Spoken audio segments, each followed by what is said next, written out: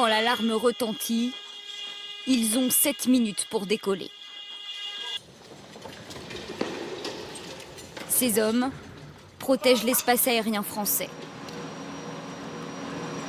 Le capitaine Mathieu est pilote de Rafale. Il connaît l'exercice par cœur.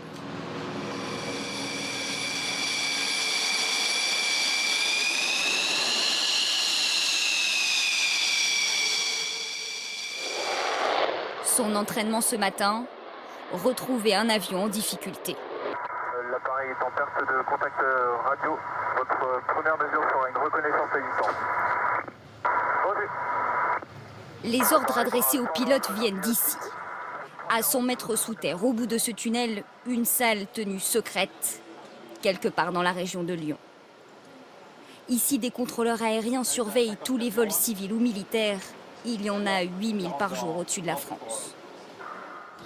Ski Rambert à Paris-Bras 156 nautiques. Le Rafale est guidé par ce contrôleur. Tournée gauche cap 110. L'avion est repéré. En battant des ailes, le Rafale va lui intimer l'ordre de le suivre. Toute la scène est filmée depuis un 3e avion. Au sol, la situation est suivie minute par minute. Enregistré Rambert, confirmez que l'appareil obtempère. Je vous confirme l'appareil obtempère. Exercice terminé. Retour à la base en région parisienne. Tous les jours, les hommes de la patrouille du ciel sont d'astreinte ici, juste à côté des hangars. 4 pilotes, 6 mécaniciens. Ils restent sur place 7 jours d'affilée et prennent cette permanence une fois tous les 2 mois.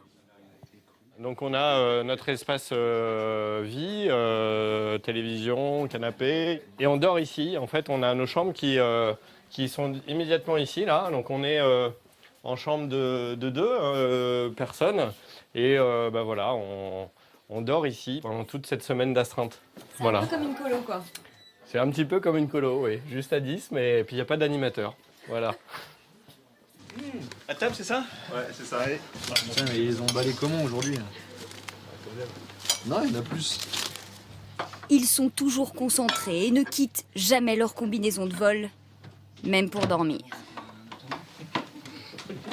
Même quand vous vous couchez, vous êtes encore au travail. Donc, si vous voulez, la journée est assez longue. Ouais. Il n'y a pas la coupure quand vous rentrez à la maison, que vous retrouvez votre femme, votre famille. Donc oui, c'est un peu plus long. Ouais. Oh, c'est une thermos. Ah non, c'est une thermos. Ce jour-là, les hommes de la patrouille du ciel ne redécolleront pas. Rien à signaler. Retour au centre de commandement de Lyon. À côté des contrôleurs aériens, une salle encore plus secrète. Exceptionnellement, l'armée de l'air nous a autorisés à y pénétrer. On surveille ici toutes les zones interdites de survol, les centrales nucléaires, les bases navales et Paris. Pour faire face aux accidents ou à une attaque terroriste, les entraînements sont réguliers. Et justement, en voici un.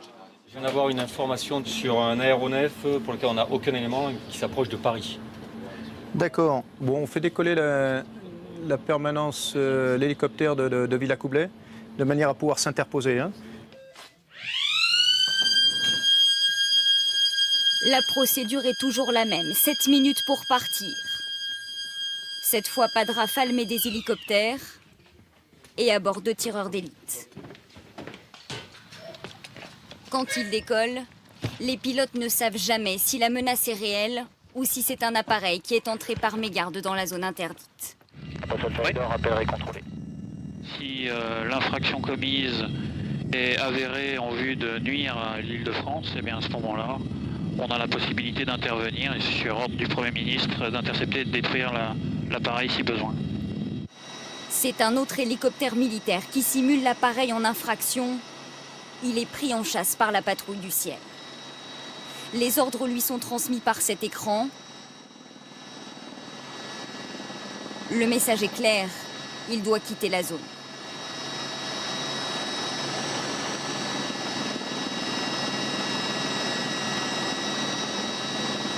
Et s'il n'obtempère pas,